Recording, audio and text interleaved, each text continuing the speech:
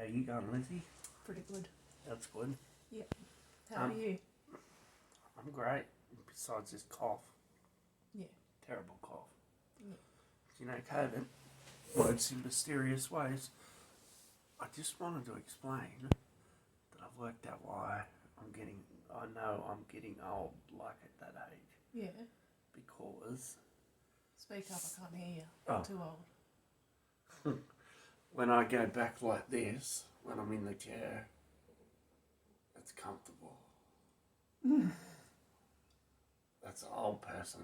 That's my dad sleeping on the lounge, or your dad. Yeah. Oh, I just drift off.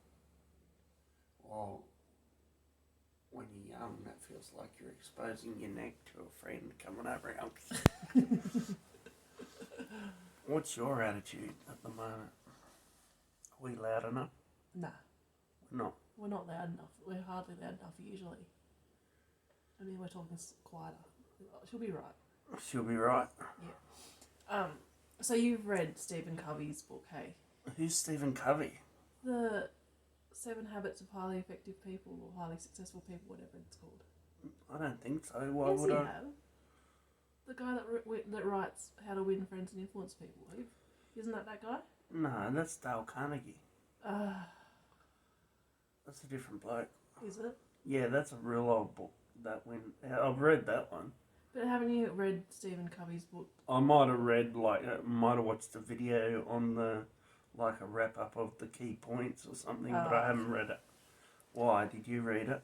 No, but yeah, in that book he talks about the quadrant thing, the urgent, important quadrant. Yeah. I thought you made that up.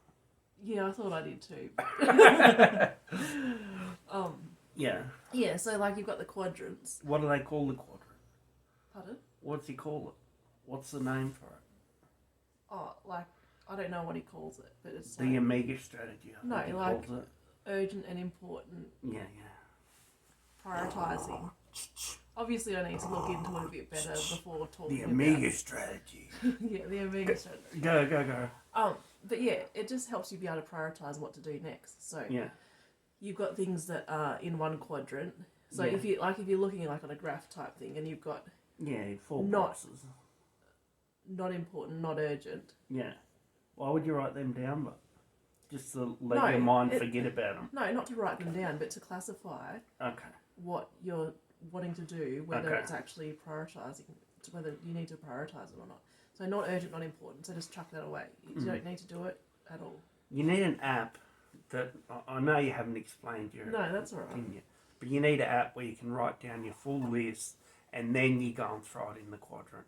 Because what if you put it in one quadrant, and then you're like, God damn it, I want it in this quadrant, and you have to scribble it out. Yeah. It's a real hassle. Yeah, an app would be helpful for that. Yeah, you just move it across, drag and drop. Yeah, anyway, go on. Anyway, so you've got the unhelpful. And then you've got the urgent. Yeah. But not important. Okay. And that's also kind of. That's where I live. That's where you live. Yeah. I live in the urgent but not important. Yeah. Or maybe it's important but not urgent. Which one is it? It's probably both underneath one another. Okay. Yeah. And then you've obviously got the urgent and important. Yeah. Which is the gold. Yeah. Yeah. Yeah, so you've got urgent, not urgent, important, not important, and then the cross. So urgent and important, urgent, not important, not urgent, not important, urgent, not important. Yeah. And see, that way you go straight to the big box, do you? Yeah, but you also, it's a nuanced thing. You don't just disregard everything else. Okay. You do go, okay, something that's important but not urgent still is important. Yeah. Okay. Anyway, I always find that fascinating to think about. Not fascinating, but it's kind of cool. I've heard of it, but I forget about it and I don't use it. Yeah. I'm pretty sure it's under the 7 Habits of Highly Effective People. Yeah, probably. Yeah. Yeah, I'm sure it's good. Yeah. But as I said, I'm in the urgent, not important But why? box. Because I am driven by my desires, and my desires are with my projects, even though there's no importance to Yeah, them. but that's the thing. Like, it's important to you. It's not important to anyone else in the world, but it's important to you. So I think that still classifies it as urgent. If you're going to be relative, but if we're going to be, what's the opposite of relative? Specific? No, that's not right. Direct? I don't know. Yeah, well, yeah, I'm not saving the world, am I? I want to put that red button on the right of the screen. But I've got to look after my daughter and feed her. Can't wait to put that red button on the right of the screen. Yeah. When you're talking about how you feel old. Yeah. I feel old when I meant to ask you first. Oh no. The whole setup was you'd tell your thing and then I'd come back with my whole next thing, which I thought was a bit, I didn't really hit the right notes. But go on, tell me about your thing. No, I was just thinking about you know how, like, for me, yeah. What decade is 20 years ago? Quick, what decade is 20 years ago? Quick. 1900s. No, what decade is 20 years ago? Quick. Yeah, the 90s. The 90s is 20 years ago. Yeah. But if you think about it, the 90s, how far away was the 90s? That's 30 years ago, isn't it? Yeah. Yeah, so for me, if I think quick, what's 20 years ago? I think it's the 80s. So I bring everything back from 2000 and go, 20 years ago is the 80s. Yeah. And so when someone goes... I think a lot of people... Yeah, so if someone says 1980, quick, how many decades ago is that? 2. Yeah. But for, like, it's 40 years ago. Yeah. That's how I feel like I'm old. And when also when people say their date of birth and they're like, I was born in 1993, and I'm like, oh yeah, so you're like 12 or something, and they're like, no, I'm like, what would they be? 1993? That'd be 29. Yeah. Wow, my memory, that's not my memory, my cognition is like 4,000 speed. Yeah, I think that's right anyway, but like, you know what I mean? Like, that's all that stuff. Yeah. That makes me feel old. Yeah. Yeah, time gets away. I remember, what's it called, 1988, the bicentenary. Yeah. And there was a holding that in 1985, the Lion Wheel Drive or something. And you weren't even born. No, so I don't know why I'm saying... 88. Yeah, I don't know why I'm saying... You were born a year later. Yeah, so I'm all high and mighty saying, 1993, but I was probably thinking 2004 or something like that. Like, and I'm still thinking... Yeah. Like, if someone's in 2004, they're probably 12. Yeah, well, yeah, I had that same problem, but then I got to the part where I started going like this and finding it easier to fall asleep, even though my neck's exposed to an attacker. And now I feel like the 80s were like 400-500 years ago. I'm in the future, baby. Yeah. I'm actually got what's it called? What's his name? Musk. I got one of those chips in early edition. Cost me $6,000. Oh dear. Did you see the interview with Billie Eilish and David Letterman? No. On YouTube. She opened up about her tics. Oh, did she? Yeah, because she has Tourette's. Yeah. And she was just explaining how she gets really... Ticky. sad when people bag her out about her Tourette's or think that she's playing a joke when it's just her. Yeah, because she's famous. She's trying, like, just because you're famous, you're trying to be weird or something. Yeah. Yeah, and what are her tics? Like, she'll go, that actually really hurt me because I've got that neck problem because now I'm old. Is that what she said? All that? No, not all that. That was me. Yeah, I know. Billie Eilish and then Lizzie. Yeah. Oh. Maybe you put your neck back into place because it's been really bad lately. Yeah, maybe I did. No. Maybe no, you made it worse. I don't know, but I need to go into the chiropractor or a physio. Yeah, but you've been saying that for 3 weeks. I know I've been saying it for 3 weeks, but the thing is, first I had a cough and I didn't want to go to the chiropractor and cough while they're putting my back in. Yeah. Because I thought like that'd be a bit jarring. And second, also because you're supposed and you couldn't have worn a mask. No, and also because you're supposed to be hygienic for the person that's the chiropractor. You just have a shower, but... No. Also, the other thing was that there's this big like conspiracy against chiropractors and whether I should have just gone to a physio. Yeah. So I don't know what to do. Yeah, it's a hard call. I don't know. It's a bit hit and miss, the old chiropractor. I think not that I've ever needed one. What I was going to talk about was, you know how people on TikTok are getting tics because they're watching other people with tics? Yes. It's like a social contagion. Yeah. Yeah, that's pretty weird. And it's funny, were you the one that was telling me, or did I listen to this myself, that they picked up on it because of the accent? Did you tell me that? No, I don't think so, unless it's something I've forgotten. So, some psychologists in Australia, there was a high percentage of people getting diagnosed with Tourette's. Yeah. More than there usually is. And Yeah. they're like, what's going on? Is it, why did this happen? Yeah. That there's more people coming forward with Tourette's. Yeah. And they realised when they actually assessed them that the young girls that were presenting with Tourette's Yeah.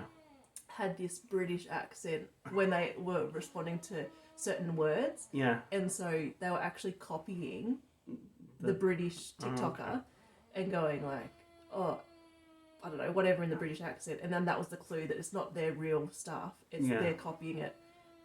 Yeah. But probably not on a conscious level. No, not on a conscious level, but just on a self-diagnosis level, like a Dr. Google, but on Dr. TikTok. Yeah. What if the social contagion spreads like a virus, and then before we know it, we're all going potato. Yeah. And stuff. Yeah. But we probably wouldn't all say potato, would we? Or it'd depend on who was the most famous TikToker with Tourette's, whether they use the term potato. Or whoever's famous to you. Yeah, or maybe just potatoes, the key word. I'm just putting it out there. Potato. You've watched too much Dougie. I'm just making shit up. What does Dougie do? There's this character on Dougie that goes, potato. Does he? Yeah, it's his stock standard answer. It's his only word he knows. Cool. Yeah. Is he one of the kids or? One of the thingies. Squirrels. Yeah. Oh, I've watched a few episodes of that and I've never noticed that. Yeah, you know how they've got the quiz show episode? And they've got all these easy questions for the nerds, and then when it comes to the squirrels, they have a really hard questions, but all the answers are potato, and it happens to be the guy that always says potato that answers them. Like, it's like, and what was the food that helped clear the whatever depression? Yeah. Potato. Ding. You're right. Yeah. Oh, that's funny. It is funny. Bluey. Let's talk a little bit about Bluey. Okay. It serves. It's got a right to be there in here. I don't want to talk about it right now. I'll talk about Bluey. Bluey was one of those things that, because I felt like I got in early. Yeah. So it was like my thing, Yes. rather than just a social phenomenon. Yeah. I hate when you say a word wrong and then you can't get it right. Yeah. Phenomenon. Phenomenon. Yeah. And like, it was a good show, and I was like getting on Facebook saying, "Oh, you got to watch Bluey. It's so good." And then it's just normalised now. It's just Bluey's Australia's Peppa Pig. Yeah, but everyone universally loves that now. So I don't know. It's funny because that whole trend centre thing. So you don't really like it anymore, though, do you? Because everyone likes it. Oh, don't worry about stuff like that. I do. I still like it. I wouldn't go online and preach about it now because everyone knows about it anyway. Yeah. See, that's kind of what I meant. Yeah, but I might have been a bit of. I was there before it was cool to start with, but there's that feeling. But I'm not. What are you saying it is? Oh, I don't know. Yours sounds a bit narkier. Mine's than very mine. yeah. I'm definitely narkier than you. Says you. Have you seen the Near Letters and Numbers series on SBS with celebrities in Australia? No. Yeah, so there's the Letters and Numbers with Lily, the mathematician, and with David, the nerd. Yeah. And they've got. And it's SBS. SBS. It was always. Oh, was it ABC? Was it? Oh yeah, it used to be ABC. Well, maybe, I don't know, it's one of those. Yeah.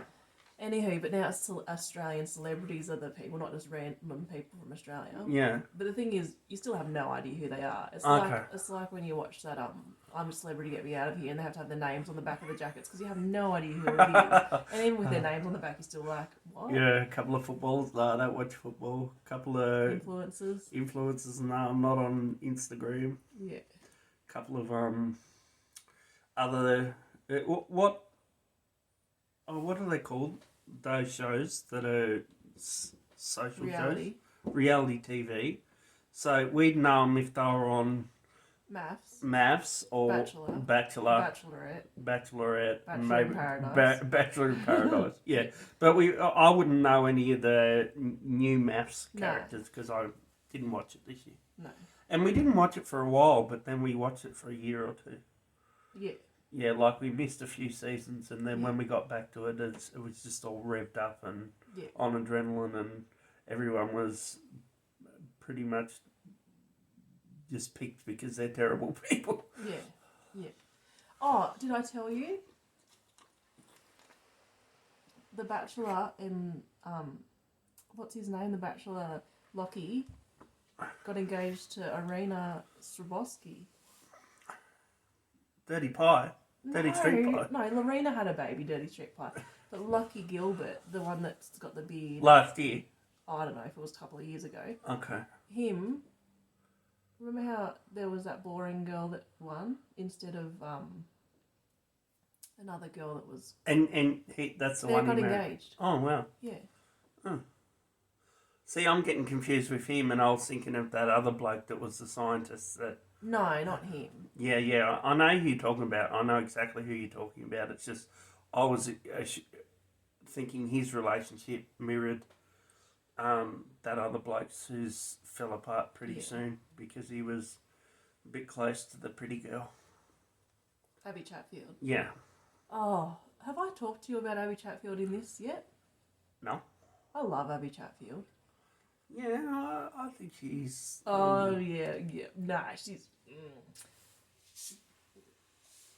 No, I just love how she went from the villain edit to this successful woman who talks about feminism and politics. And... It helps that she's good looking.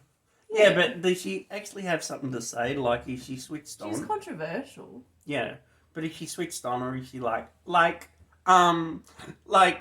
Prada is like a bag? No, she must, because she can't have this platform without being something. She's on radio. She's got her new rollout of fashion label. Yeah. She's got she's gonna start hosting a new show like The Masked Singer or something. Oh. She's also hosted the up late version of something or other, MAFS or something. So she's doing it. She's really got it. She did better than like Anna Heinrich, the Tim Robards girl. Yeah. Who was the lawyer that did that show with Kyle Sandilands.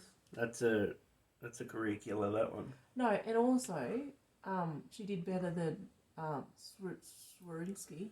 Oh yeah. No. I know who you're talking about. Snezana. Snezzle. And her fitness boyfriend. Yeah.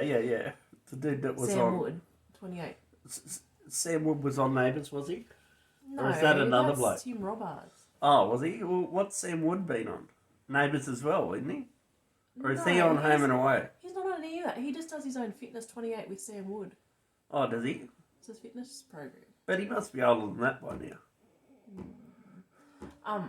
Also, Neighbours ending. I'm a bit confused. I thought it was moving to the 7 network, but it sounds like it's wrapping up.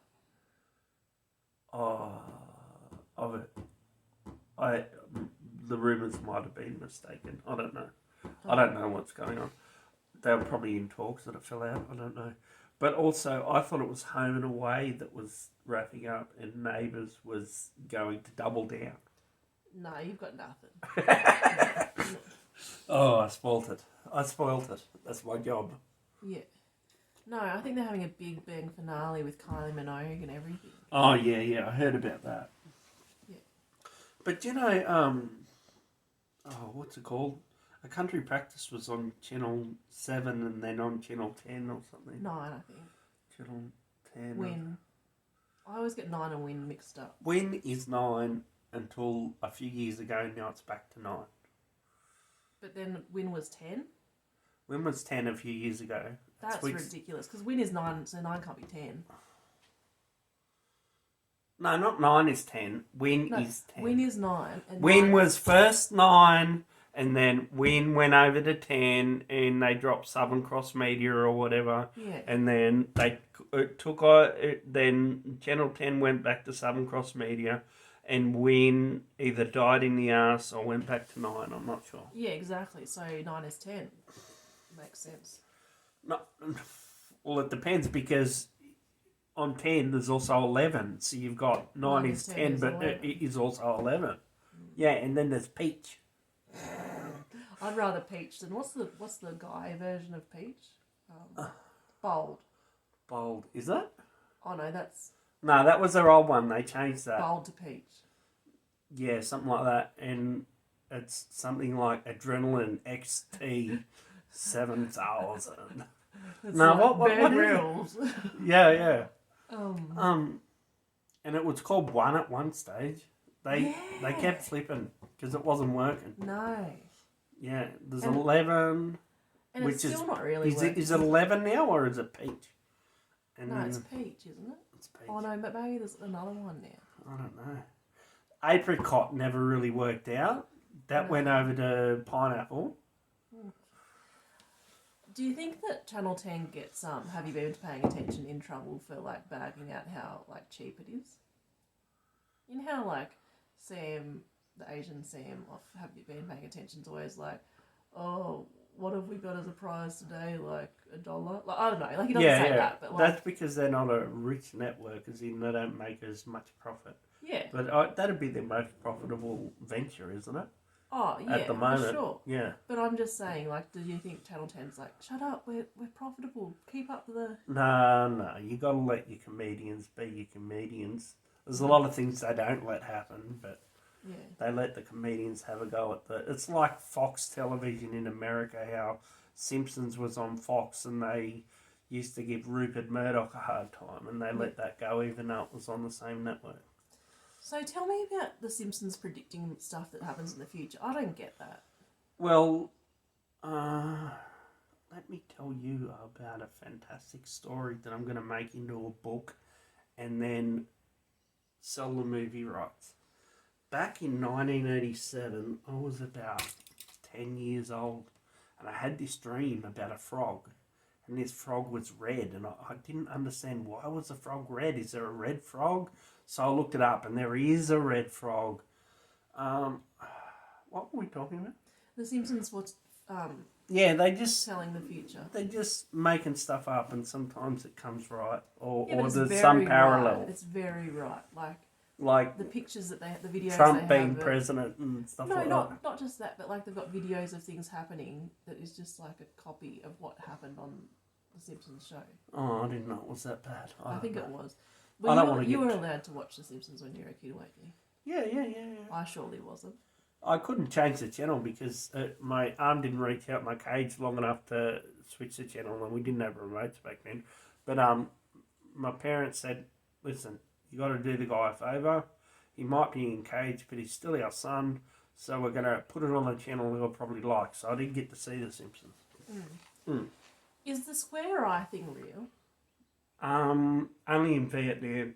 Oh, Ricky, no, I'm not trying to be like that. I'm just saying, you know how we had to sit back from the TV so we could get square eyes? Yeah. Is that real? Because none of us Well, let got me square tell you, eyes. not one recorded case in the last 26 years. So what's that saying? Parents are fucking liars. Should we still tell our kids to sit back from the telly? Sit back from the telly. They're in a little radiator screen, little microwave vision, looking at the tablet like this. I think we're beyond that point, Liz. Oh, that's so true. But they were cathode ray tubes back in the day. I don't know if they were any worse. I don't know whether they put out different wavelengths of light that you couldn't see, but they might have just been visible light, which is not going to hurt you. If you... Like, you know how we weren't allowed to read in the dark when we were kids either? Yeah. Like, with a flashlight in the dark, because that was bad for your eyes. Was it? Oh. Is that true? I don't know. That's what I'm trying to debunk as well. Oh, let's go to Snopes. Let's work this out. No, because I'm serious. Because I'm trying to work it out, Liz. okay. No, go on. I'm serious because, like, I often use my mobile in the dark, and I'm like, well, same sort of story. Like, is that as bad as? I'm sure if you're really worried, you would have looked it up. Yeah, but I try not to use Google. I try and just. You try and envision it. I'm pretty sure the answer is green. Yeah, something like that. What's that? What's your major problem? Like, are we being serious? Oh, no, I just wanted to talk about your night terrors, which I find quite amusing. The screams. Like, I don't like that it wakes me up, but just the fact that you're that worked up about a fucking dream. Boom, boom. That's not boom tish. Oh, boom, boom. No, my biggest problem at the moment is being a mother. Yeah. I just don't know what I'm doing. Oh, well, I do know what I'm doing. Mm. I'm sitting on the couch looking at Facebook instead of looking after my daughter. Yeah, but there's two of us doing it, so she still probably gets more than most. More interaction than most. There's two of us looking on Facebook. Yeah, there's two of us double teaming Facebook, so we should find something out there on Facebook that's worthwhile. I really like Facebook, but I wish that they didn't have the power that they do have. Like, I wish Zuckerberg wasn't sitting in his little control room and understanding exactly. Pulling levers. Yeah. Like, if that wasn't happening, I just really enjoy it. Yeah, it'd be great if it was community owned or government owned or something. I don't know about that, but yeah. Well, like if it was bound by some sort of legislation or something. Yeah, legislation or memorandum of understanding. Yeah. No, they just push past that. Tell me about that thing you were saying the other day about Google having that rule. About part of their mission statement. Yeah. Yeah, so they used to have, as part of their ethics mission, that they do no evil. And then they quietly removed that from their statements. Ridiculous. Well, it's pretty hard to be a company that size and do no evil. Yeah, I know. I mean, a few people have to be buried sooner or later. Yeah, but the thing is that, like, to just slyly move out the phrase "do no evil." Well, how else are you going to do it?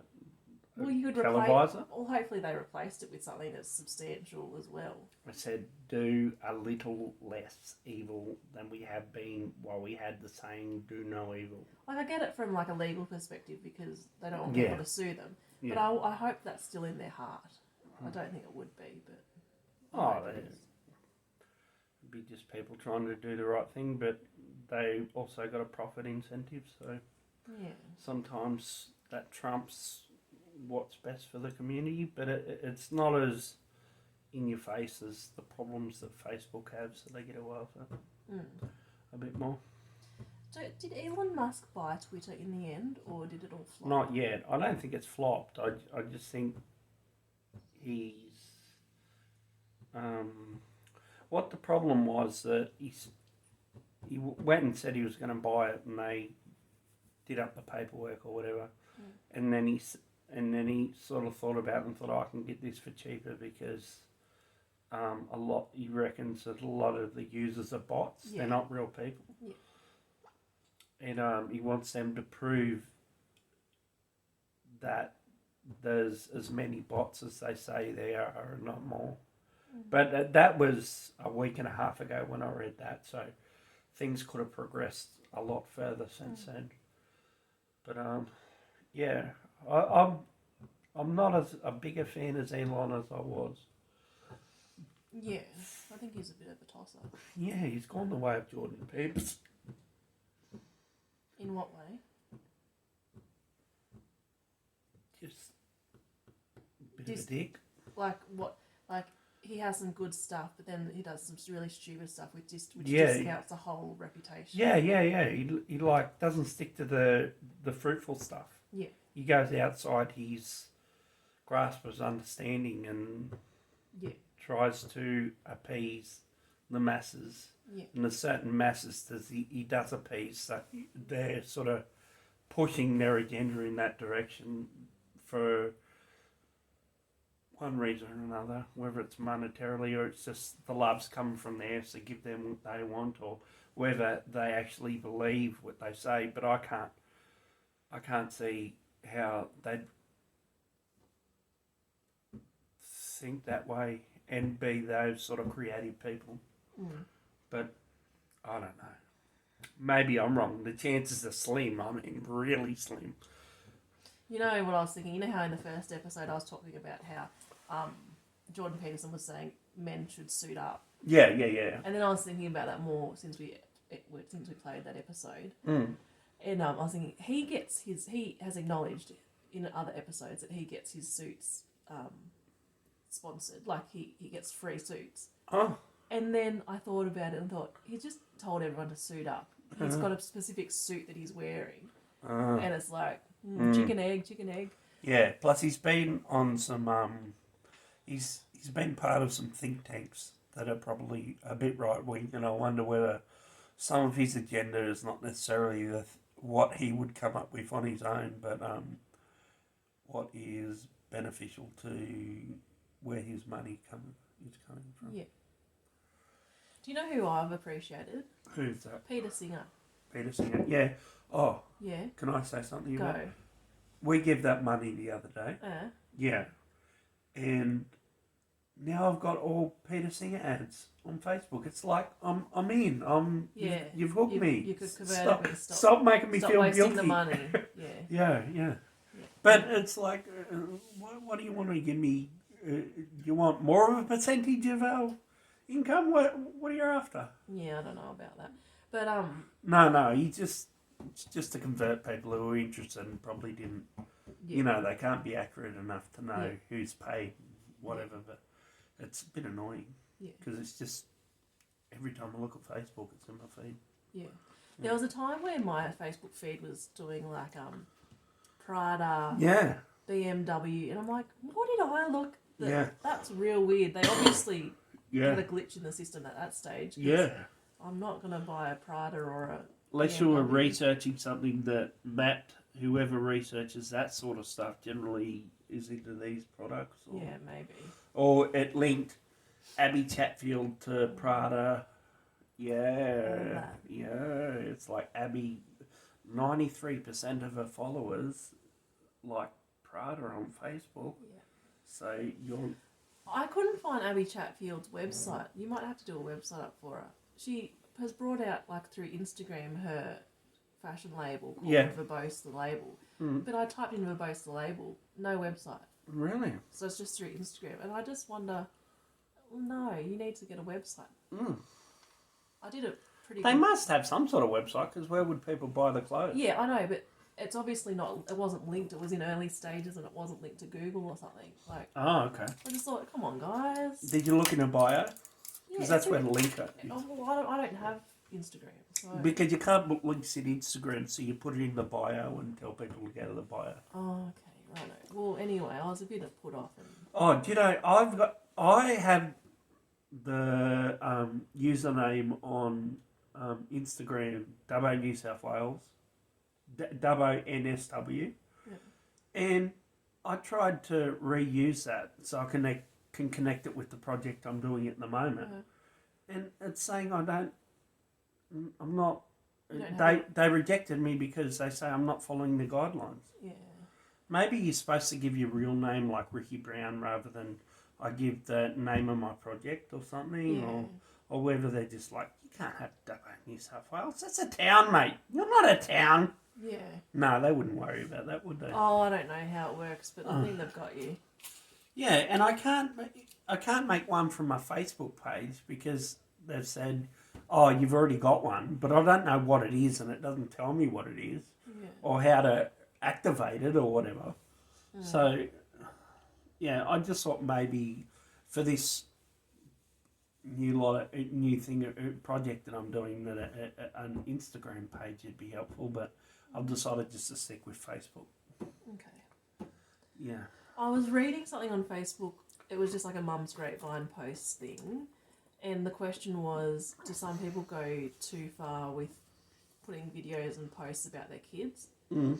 And somebody answered a brilliant answer. Yeah. Or something that was thought-provoking at the very least, saying, your children did not give consent for you to do this. Mm. So in the future, when they're old enough to give consent, they haven't given consent yet for you to share their life. Yeah. So you're doing it without consent, basically. What do you think about that? Oh, I think that's pretty precious. Maybe if you're famous or something, but like It's not if you take a picture of them taking a dump or something, or it's not a very nice picture, but I think she was talking in reference to her children have like autism or something like that, and she was like, I don't want this to affect. She was a mummy blogger at one stage, and she was blogging all about how like they were neurodiverse and all this stuff. And then she thought, no, hang on a minute. Like when they're trying to get employment, I don't want their workplace to try and look them up and then find out all this stuff about them that's not really relevant to getting a job. Maybe that's true. I don't know. I it's like your sister was a bit hesitant about her son putting stuff online, like YouTube videos or whatever, and like I don't know. I'd be more worried when they're a teen and they start posting themselves. That's when they'll get in most trouble. But yeah, I don't know. Yeah, whether you don't know who your kid's going to be too, I suppose. That's right. Yeah. Yeah. But surely the odd photo or whatever's not going to hurt, or video of them riding around on a plastic car or something. Yeah, but people do a lot more than that. We do a lot more than that. But what do we do? No, I don't know. What do we do that's more than that? Photos of the family. Well, we talk about them. Here. Yeah. Yeah, but we're not talking about Gracie's gimpy arm or how she screams when you tell her no. No, she doesn't do that. Anyway, just something to think about. Yeah, something to think about. All right, it's a brave new world, and we don't know what's going on. I love the word unintended consequences. That's something I really like. Yeah, I learnt that off Jordan Peterson. Yeah. I didn't understand that, but that was actually a key part of my breaking down my idea of, what's that word he also uses, where you oh fuck, I hate when I can't remember a word, where you Epoch. like, no, not epoch, it's where you're ideologically something, where I had all these ideas about the world and I pretty much thought they were right, but then I realised, the law of unintended consequences. It's like for everything that you might think is the right thing to do, there's 50 other things that happen that might make it the wrong thing to do. Yeah. Yeah. Do you know another term? Ideological possession.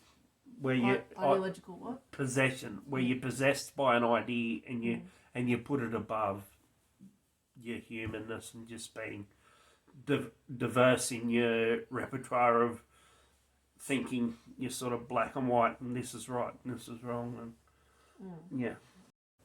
I read this. Why can't I think of words when I want them to pop into my head? I read this Jewish. Now I can't remember the word that you remembered before. Oh. Breathe. I come across this Jewish proverb that says,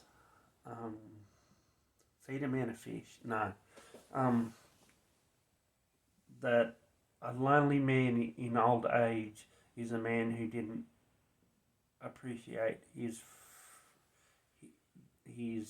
the people around him in young age. And I thought, that's me all over. If I lost you, I'd be fucked. I'd be like at your dad's door saying, can we be besties? Yeah. You know what I mean? Yeah, for sure. I just don't, I'm better now, but I don't connect with people, do I? No. I just leave them hanging on the vine. That's one of the reasons why I'm a bit worried to going back to my family reunion, because they're going to say, where have you been? Like, what's going on? I don't think they will. No, they won't, but they might use other terminology. Like last time it was, it's like we live on different planets, my auntie said. Unless she was talking about what sort of person I am, like I'm an alien or something, which is probably true. Mm. Do you ever get like big zzz in your ear like that? Zzz? Yeah. That's aliens putting information in your head. Yeah, it's also those things in the air. Chemtrails. Yeah. Oh, I'm big on chemtrails these days. I actually work for a bloke who does the chemtrails for Disney. But people think they're doing the wrong thing, but the thing is the chemtrails are good. They keep us passive, otherwise we'd be brutal. Okay. It's all about passivity. I mean, it's good for Disney too, because then we're not like, what's happening with Disney and being all like, where's the club? Not club as in a place you drink, a club as in a big Bommy piece knocker. of wood with it. Yeah. Yeah. Is that word appropriate? Bommy knocker. Yeah. Why wouldn't it be? Sounds a bit racist. Okay.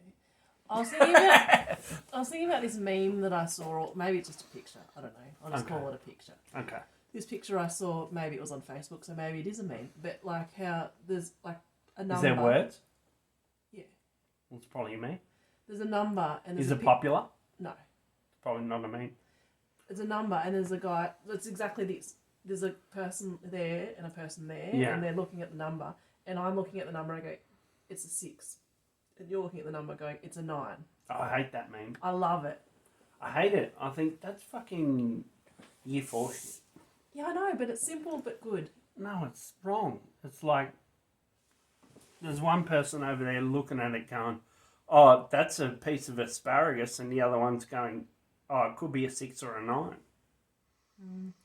You know, I had supervision once. Yeah. When I was working at community mental health, and the supervisor, the nurse that was my supervisor at the time, we had to play with these like Lego pieces and Lego people. Yeah. And I just thought, I'll appease her because I don't want to be mean to her. And so I played with these Lego people and did my supervision for social work to try and nut out what was going on in my head. Yeah. But so we had this like house, right, which symbolised community mental health. Yeah. And then there was me. Yeah. And then there was another person represented by these Lego figures. And then she said, so tell me what you're saying. And then I said, and then she moved, she picked up the house, like the community mental health thing. Yeah. She turned it round. Yeah. Like turned around the thing so it's completely opposite direction. And said, and what's this person thinking? And I don't know why, but my mind was blown. But what did they think? You must be blown by what they were thinking. Yeah, exactly. But it was just me and her talking. But it was my perception of what they were thinking. But all it took was a visual to go, let's turn this around. But don't you do that anyway? Well, I didn't until then. Or is it just, okay. It was just a fascinating... It's a breakthrough. It was a big breakthrough. Oh, wow. Because I was like, oh, this person, rah, rah, rah, rah, rah.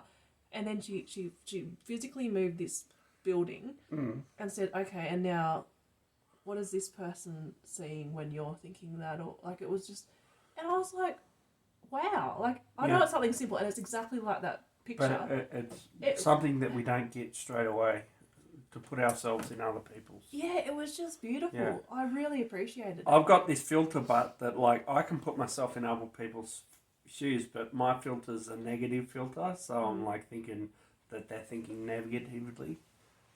About you? Or just in general?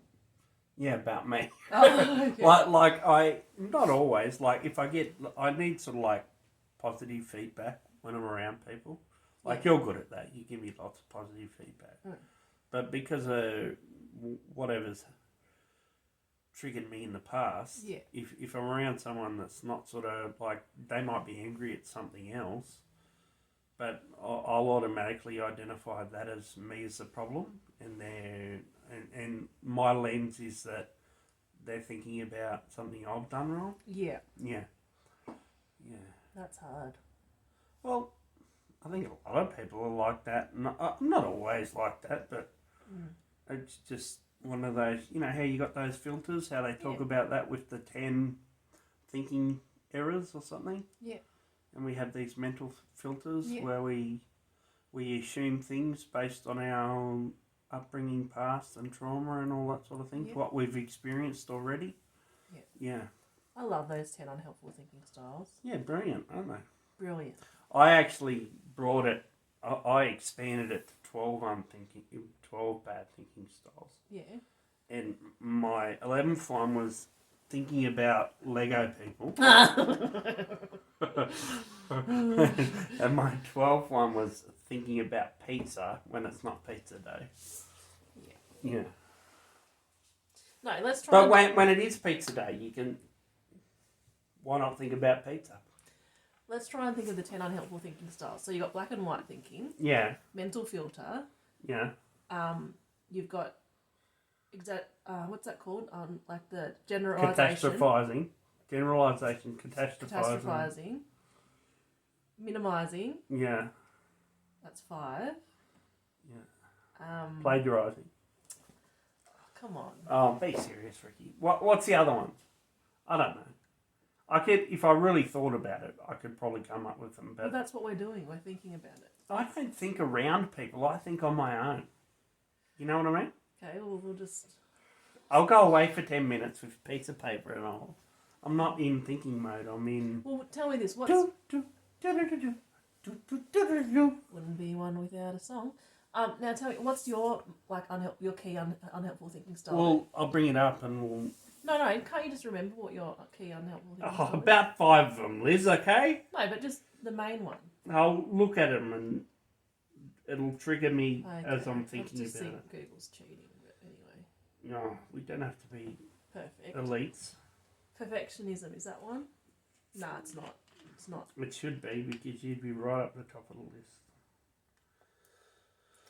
Can you type in... Oh, my keyboard's not... Here, I'll do it. Do you know what that just reminded me of? Jordan Peterson talks... we always reference Jordan Peterson, but he talks about how... Well, we've read a lot of his stuff or listened to... Yeah, we've read his books. And not his second book. Not his most recent book. But we don't look at his Twitter, do we? That's the rules. That's the rules. But he's not writing on Twitter, is he? That's the rules. While I'm writing this in, one of his things is you should never take off, like in an aged care home, for example, you should never do something for an old person that they can do themselves. Likewise with a child, because it just takes away their independence, and it makes them dependent on you. Yeah, I think my mum had a bit of a problem with that sort of stuff, where she'd do everything and then she wouldn't realise that she could train us to do it. I think it's a very easy thing to do as a mother. Or she'd get us to do it without training us to do it, and then we'd get it wrong, so we'd get in trouble, so then we wouldn't feel capable. Yeah. And we wouldn't have role plays or we wouldn't run through stuff. Like, I was scared of handshakes back in the day. Yeah. Because I just didn't have those, those mini routines in my brain of how you do it all. Yeah. It was all awkward. I didn't know whether I was doing the wrong thing. Do I hold out my hand? I mean, it's good when someone holds... Hugging relatives. Oh, geez. Yeah. We had a 2-hour travel to my relatives. I'd be freaking out all the way thinking about, I've got to hug them. And it's not that I didn't want to hug them. I just didn't know the process well enough. Yeah. Yeah. Go on. Okay, so 1, labelling. Yeah. You know what that is? No. Forming a negative judgment based on just a few qualities. So, like, for example, I misspelled the client's name, so I'm stupid. Labelling yourself, I'm stupid. Okay. All or nothing, so that's kind of like black and white. Yeah. Thinking. Disqualifying the positive. So that couldn't be true because that never happens to me. Yeah, like kind of, but like focusing on the negative Yeah. by discounting good things that have happened. Yeah. Okay. Yeah. And saying this always happens to me, rather than No, maybe it that's doesn't. more overgeneralization.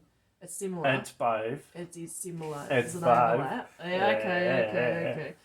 Catastrophizing. Catastrophizing. Yeah. Mental filter. So which is similar again, only focusing on the negative details while filtering out the positive aspects. Overgeneralization. What? Read it. Creating a pattern out of a single experience, or coming to a broad conclusion based on a piece of evidence. Oh yeah. Jumping to I was just about to say jumping to because that one leads to that one. Jumping to conclusions. Yeah. I've actually got a jumping to conclusions mat, and I stand on it and I go, what's my conclusion? And I jump, and then when I get there I go, the conclusion is nobody likes me. Should statements. Should.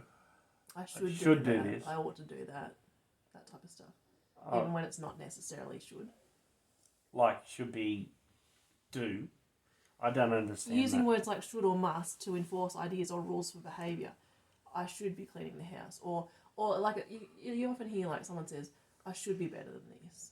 Yeah. Like, who's shooting that? Like, is it you shooting that? Is it someone else putting that on you? Is it a societal norm? What's going on? Emotional reasoning. So assuming that feelings reflect fact about someone that's or a situation. big one. Yeah. A lot of people get that fucked up. Like, that person hurt me, so that person's wrong sort of attitude. Yeah. Or I can't see my side of things because I'm hurt, so I reason that it was all their fault rather than look at your part in what's going on. Yeah, I think that's a better example than what they give. They give a more clear-cut one that's not as good. A lot of these could be a lot better, I think. Yeah. I should write them up again, except put in pizza and Lego. Yeah. Personalisation is the last one. Blaming oneself for something out of his control. Oh, I should have thought about that. I can't believe I didn't think about that. I'm such a dickhead. Also, blaming others for something that was one's fault. I like that part of it. So, personalisation. Yeah, but you don't even know. You don't even know about that. I thought of it first, but I didn't get it because of the way you said it. Okay. So, which one's your favourite one for yourself? I'll have a look at them. Labelling, forming a negative judgment based on just a few qualities. No, I'm pretty broad, pretty nuanced. All or nothing. No. Black and white. No, I see the nuance. Disqualifying the positive. No, I can see the positive in the bad things pretty easy. Catastrophizing. No, I don't turn a mountain out of a molehill. Mental filter. Yeah, big mental filter. It's like she just put her middle finger up to her nose. That means she's secretly sticking her finger up at me. Overgeneralization, creating a pattern out of a single experience and coming to a broad conclusion based on a piece. Oh, I can do that, but only stuff based on prior experience that's dug a bit deep or something. Jumping to conclusions, imagining that we know what others are thinking. Yeah. Do that. Should statements? Nah. Emotional reasoning? Nah, I don't do that. I used to, but I actually developed myself, and now I don't. Personalisation, blaming oneself. No, I'm fairly reasonable with that sort of stuff. I've got a lot to blame myself for, but only the stuff I need to blame myself for. What about you? Yeah, so what were mine? Oh, you don't need a phone. You're just going to do it off by heart. Well, back in 82. Mine used to be black and white thinking was my killer. Yeah. The all or nothing stuff. But I kind of am aware of that, so I have tried to be more open with that balance. Yeah. But now my key one is the shoulds. which I think is linked to perfectionism because it's like that should be perfect, pretty much. Yeah. That should be a higher standard than what it is. Yeah, so if it's my own. So you sit there worrying and guilty because you're not living up to a standard that you should be living up to according to you. Yeah. But to nobody else, like nobody else is worried. So, Meyer Briggs. Don't know the bloke. Yes, you do. Isn't it Briggs Meyer? Okay, Briggs Meyer. See, I was going to do my own one called Briar Meigs. And I've got the different things, but it's all a negative one. So we're looking at people's negative attributes. And I've got like 16 negative attributes. And their main one that is what they are, like they're a liar or a cheat or yeah. So, but I haven't worked out the mathematics to it all yet. Go on. Oh, it doesn't matter anymore. Do you prefer Myers-Briggs or Enneagram? I like the Enneagram. I think it's good, but what am I? Yeah, I don't know. I don't know if I'm an INTP in Myers-Briggs, but when I first heard that, I was like, I embrace it. This is who I am, but I'm just trying to be more, break out of that. Yeah. Like the negative qualities of that one, but I like it with the Enneagram how this is you're a 6 or a 5, so if you want to be better, you go to a 7 or whatever. Yeah. An unhealthy version of yourself is this, and a healthy version is this. But it's all fairly you can relate it to you all, but it's all fairly vague. I think a good counsellor would do a lot better than. Yeah, but there's not many good counsellors. I haven't met one yet. Haven't you? You. Yeah. But I wouldn't come to you with my problems. No, just kidding. I have come to you with my problems many a times. Yeah. And you said, they're there. They're there. But the thing is... And I went, oh, I feel better. The way I counsel you, like counselling in inverted commas, is different than the way I counsel people. Yeah, but you should be counselling other people like you counsel. Yeah, it's true. But that'd be kind of like no bullshit therapy or something, or that'd be like it's a different type of therapy than I'm used to delivering. So I don't mind your no bullshit anymore. It doesn't affect me. Like if you say, I don't like those colours on that website, and I think it's a bit, I don't know, it's just not right. I just go, well, I like it. Yeah. No, but I was thinking like, you know how a lot of counsellors, they don't have the permission to challenge their their client. Yeah. Like they have to be like, oh, we're equal, but really we're not equal. No. We have to be honest about it. We're not equal. No. Like the client is the expert in their life, but then the person that's the practitioner is also an expert at what they know about what life should. Well, helping. You know. Well, they're supposed to be, but the problem is you get a counsellor out of uni, they've learned all this stuff, and then their passion's not actually counselling. It's gardening. Yes. And then they're not always looking at the literature or improving or whatever. Yeah. And it's like, what happened? What did I remember about that thing? Oh, yeah, exposing your shortcomings. So what you got to do is this piece of paper here. Yeah, and the problem is the counsellors that really do like certain frameworks, they zero in it so much that they can't have an eclectic mix of stuff. So when someone comes to them, they're like, oh, you've got this and you need this. And it's a cookie cutter approach because that's all that they're trained in because they specialise so much. Yeah. It's troublesome. They don't have different mental models that they can apply to that person to see which best suits the client. Yeah. Tricky. It's tricky. It's very tricky. Yeah.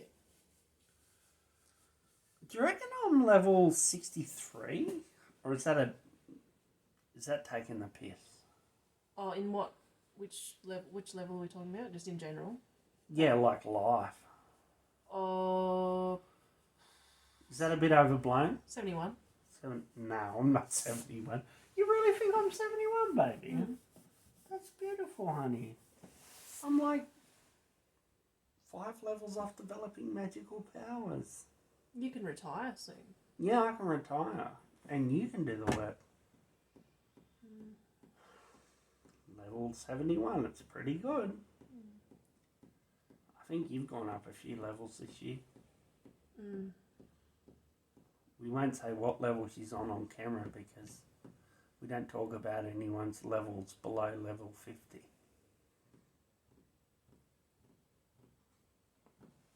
Do you reckon the history books will be kind to Trump? Depends who's telling you. Like, it goes either way. Okay. You don't have to wonder the history books. You just see what the dialogue is now. Like, Yeah. it's just going to echo that. But if he gets president again, it might turn to a dictatorship. But surely they wouldn't allow the Trump to be the dictator, would they? Like, I want a better quality dictator than that. Yeah. You don't hear much out of the current president, do you? Biden. Oh, it's not that you don't hear much out of him, it's just that he's not controversial, so he's not always in the media. Yeah, well, that's what I mean. Like, I'm sure he's saying stuff. Oh, I'm sure there's controversial stuff. He's very much a man for the elite. I feel. He's not like a Bernie Sanders type. Yeah. Bernie will never get in, though. Oh, they won't allow him. No. There has to be something more than what people are doing. We're just too happy and too well fed to... America? Even America. Too happy and well fed with all the stuff that's going on. Too distracted. Oh. The only way you change things is to organise. Because what people have that the elite don't have is numbers. They've got all the money in the world, so they can buy everything they need. Yeah. But when there's an angry mob at your door, you start making compromises. Yeah. Yeah. But our ability to organise, like everyone's got different agendas these days. Like you're either fighting for LGBT or women's rights, or we need to consolidate and get to the core of, well, what would help all of us? Like, what's the main thing that'd bring all that about? You know what I mean? What is that? Systematic change. Yeah, but then the problem is that see, the ones that make systematic changes are the ones in power, and so they understand the system. Yeah. And yet we're not creating a better system. We're just trying to get rid of the new one. Yeah. So by getting rid of that, I'm sure they've got 50 different alternatives that are much worse that'll keep us in place. You know what I mean? Yeah. That because, like, if I today was to go on camera and say I've got an alternative system, I'd be on a watch list. You know what I mean? Because I'd be considered a fifth pillar or whatever it's called. And well, that's if I had something to back me up. Yeah, following. A following and an actual model that could replace it, like something that you could implement that'd actually work better. The problem is that there's two things holding us back from better change, and that is the protection of interests. Yeah. So people are making money from certain things and they don't want that to change. And stupidity. Yeah. And those with the protection of interest at play entice stupidity. Yeah. Because they can defeat that. They can't defeat an organised public. Yeah. But because we're so broken up and in silos, and at the very least left and right, but there's 50 other variations with inside that. they you remove power, which is not necessarily a good thing. You have a power vacuum, and it's not necessarily going to be replaced by anything better. Yeah. If it was the government's actually looking at the power systems and going, how can we change this and still make it work? Yeah. And think more logically about what works, what doesn't, rather than agendas and politics and who's got what and who needs to keep what and who have we got to keep in line for us to do our job, or otherwise we'll be ousted. You know what I mean?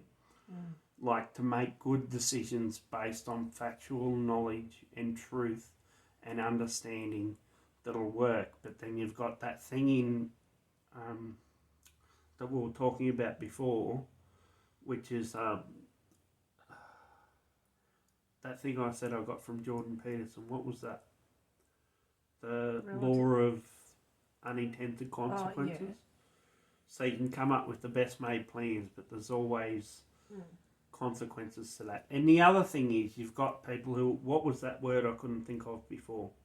That was ideological possession. Yeah. People who think they've got the right answers to these problems. The problem is not necessarily to do with our systems. Yeah. It's in the nature of who we are.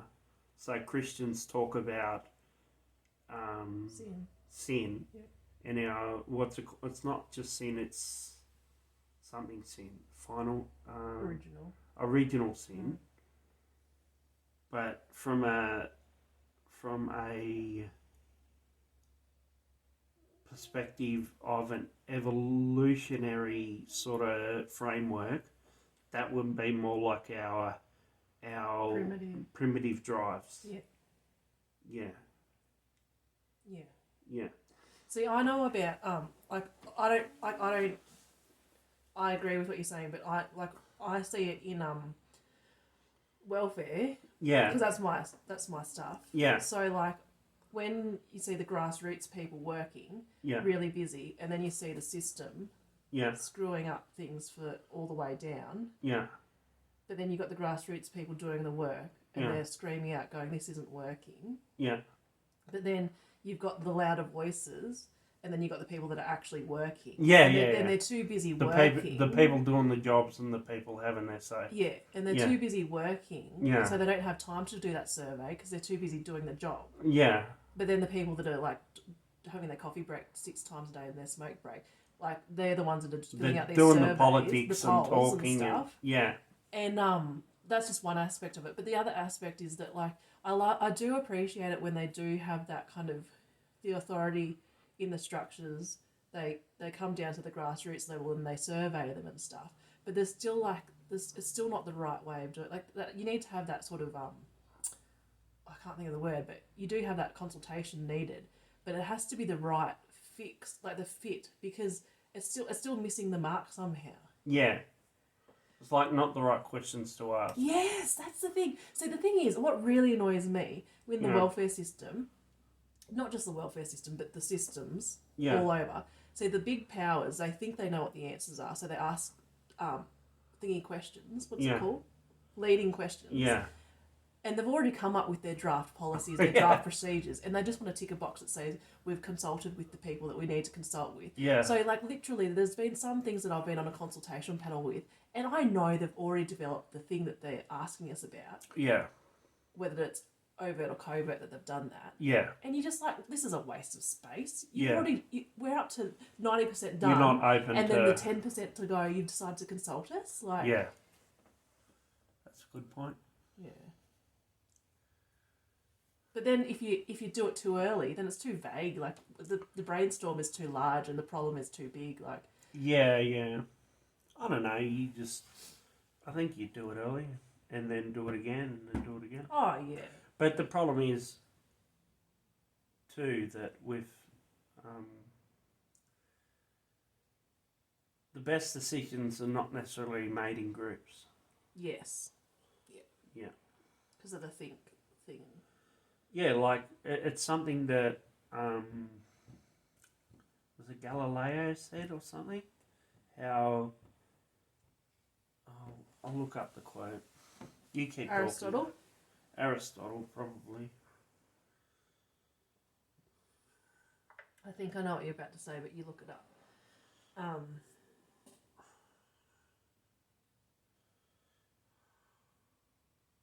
I hope I'm typing in the right search parameters because I don't know if it's going to come up.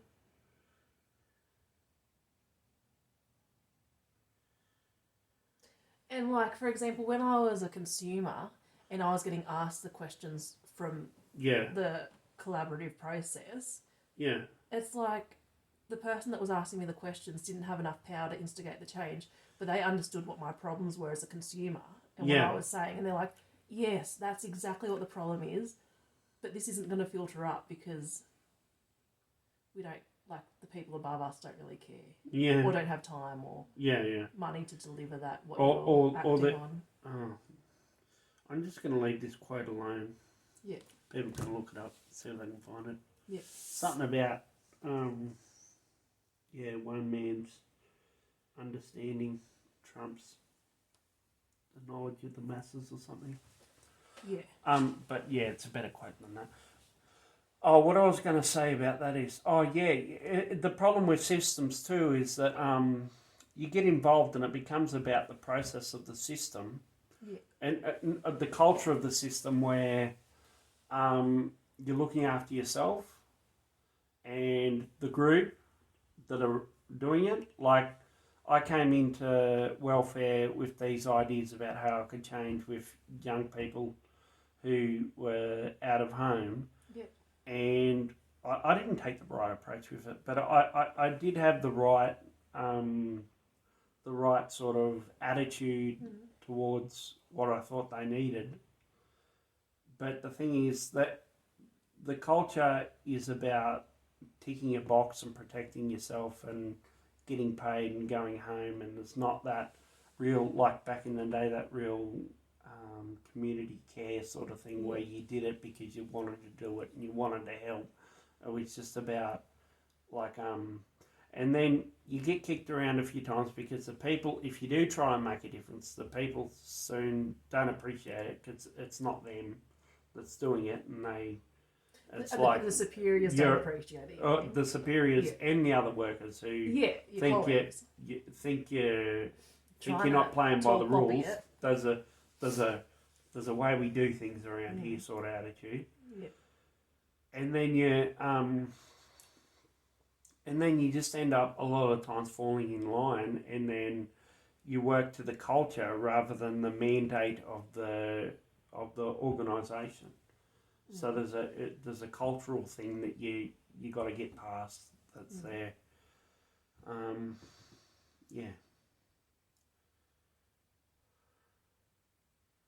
So and it's it's so hard because the rules are based on protection and care and making sure there's not big lawsuits or whatever, but that's not necessarily the best for the blossoming. Yeah. Like, just say, like back in the day, you'd get a worker who was in community care, so they'd be a charity worker, and they'd go out and do everything they can. Yeah. But then if that person gets killed, you can't have that these days. You know what I mean? Yeah. Like, there's a certain amount of risk involved. Oh, for sure. And now they're just minimising risk. Yeah. Like, you'd bring people into your home. Exactly. But these days it's like, which is good, but it takes out that element of real care. Yes. Where you're actually going, how can I help this person? And it's funny because I just, like when I've worked somewhere in the past, and you spend like an hour and a half implementing a system. Yeah. That if you just like pulled $5 out of your wallet and gave the person the money that they needed for the bus ticket, it would save an hour and a half. Yeah. And you wanted to, like if I wanted to give that $5, not to make it quicker, but just to go, we need to get you on a bus, mate. Like, yeah. But you can't do that because there's like legalities. So you've got to follow procedures. So you've got to follow procedures. So an hour and a half to figure out how to get them $5 for. So that's $80 to $100 worth of wages. Yeah, exactly. But it's not just that. It's just it is that kind of like following processes is important. I'm a big processes person. Yeah. But then there's a stupidity to some of the processes. Yeah. Where But the idea of the processes is to make sure stupidity doesn't rule the roost, isn't it? Well, that's right, because like there's no such thing as common sense. Yeah. It's like, were you listening to that the other day? Something about organised companies, multinational companies don't last if they need a genius leader. No, I didn't. It's hear all that. in their processes. Oh. So it should be a step-by-step thing. Or if the leader needs to make everything work, Yeah. they're not going to last, because sooner or later they're going to go when some buffhead's going to come in that don't know what they're doing. Yes. And everything's going to fall down. Yeah. Yeah. Like it makes sense on one level, like a succession planning, but then it's also like, you know. We done?